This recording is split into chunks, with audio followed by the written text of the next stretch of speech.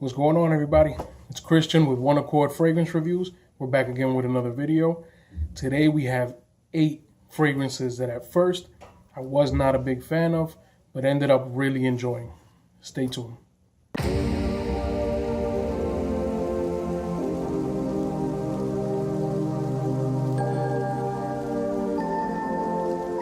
All right, so we're back again.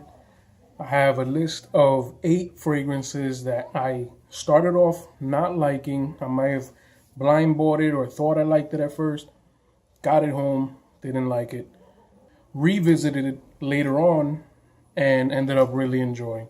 So we're going to start off on the cheapy side. A very hyped fragrance. You either love it or hate it, but you have heard of it. Mont Blanc's Individual. It's a beautiful scent.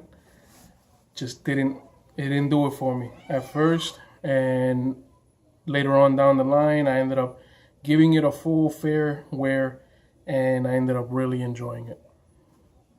What are you gonna do? Moving along quickly, my number 7 on this list is one that I actually had when I was a teenager and I just couldn't get used to it. I used it as a room freshener for a while, and then I think I ended up either giving it away or throwing it away. And regretfully now, because I repurchased it just off of the strength of Carlos from BFL, and I had to rebuy it, and I really enjoyed it. So number 7 is Burberry Touch. Number 6 is one that I didn't even blind buy. It was more of a blind give. Somebody gave it to me and it was too old manish, too mature for me at the time. And I used it as a air freshener at work. And then I finally gave it an actual wearing and I enjoyed it. I can't lie, it's a beautiful scent when you let it work. When you put it on, you let it work. And I regret actually not using it before. So, Paco Rabanne, Pour Homme.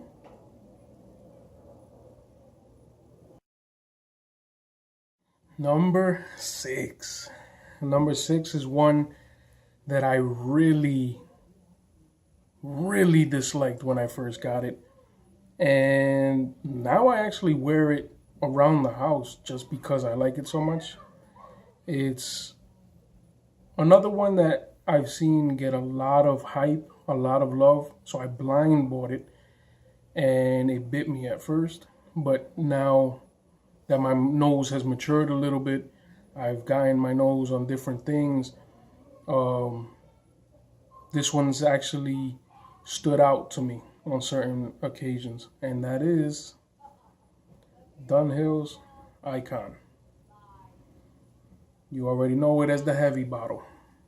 This thing, it's a really nice scent. What are you gonna do?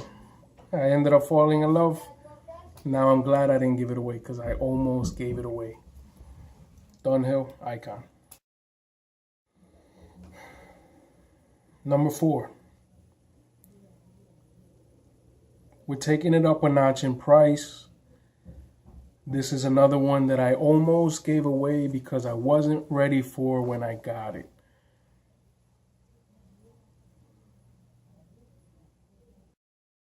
Bulgari's Man in Black. I wasn't ready. My nose was not ready for something like this, and to me it just seemed like something that I would not be wearing or something that I couldn't pull off. Now, beyond glad that I didn't get rid of it, that I didn't give it away. Beautiful scent. Some people say that it smells a lot like Spice Bomb. I think I can agree with that, but this is just a little more classy. So, Bulgari's Man in Black at number 4. And my number 3 is another one that I blind bought just off of the hype. don't blind buy. Don't do it. Get a sample, smell it, find somebody who has it, get a whiff of it. But I blind bought it. Off of the first initial spray, it was too sweet. I didn't think I was gonna like it. I didn't think I would ever wear it, but I spent like $80 something on it.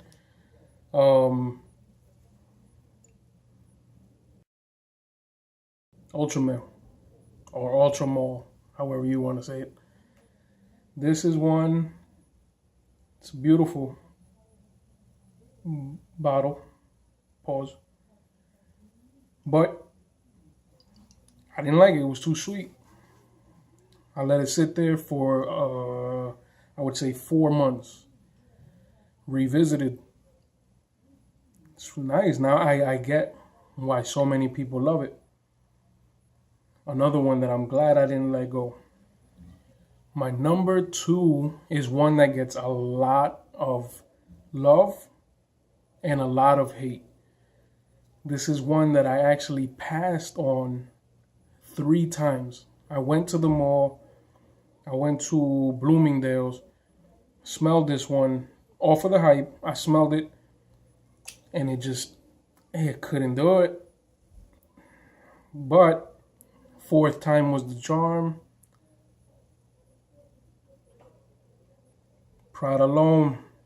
It's such a beautiful work scent, but it was that iris that I couldn't get past at first.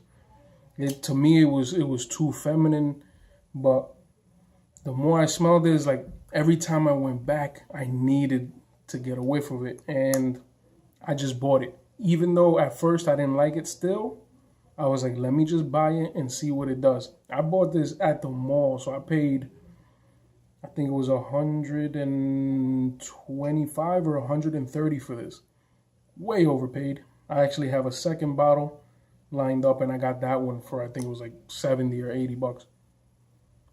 Prada L'Homme, number 2. You still there? Good. Last one on this list is one that I smelled a couple times, didn't like it.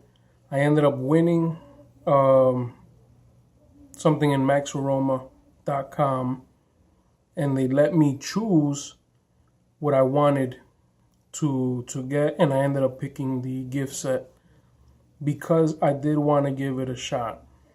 So, that being said, Terre d'Hermès, this is the EDT. I ordered the EDP, but they sent me the EDT, but that's fine because this is great stuff right here. I love it. I wear it often now to work. Matter of fact,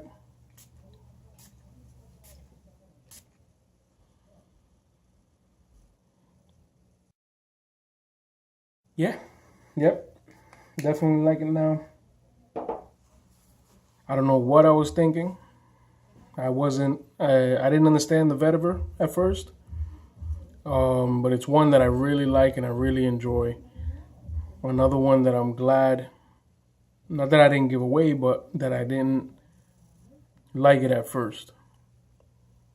So I'm glad that I do have it now, and it's one of my favorite, really. Now when I get ready for work, sometimes that's just one of my dumb reaches. So that's it. That's 8 fragrances that I didn't like at first that now I reach for often. Now I really enjoy them. Give them time. Give yourself time to grow, to mature, let your nose evolve. Don't necessarily put something off and then never go back to things that you didn't like at first. You might be surprised. You might be really into the things that you really disliked at first.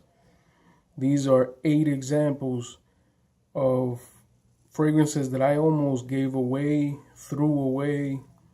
Now I wear them very often. So, thanks a lot, guys. Thanks for sticking in. I didn't do 10 because I didn't want this video to be too long. But as we continue on and I get more comfortable with this whole recording and editing and posting everything, we'll see where it goes with that. All right, guys. So thank you for sticking in. I'll see you guys next time. Peace.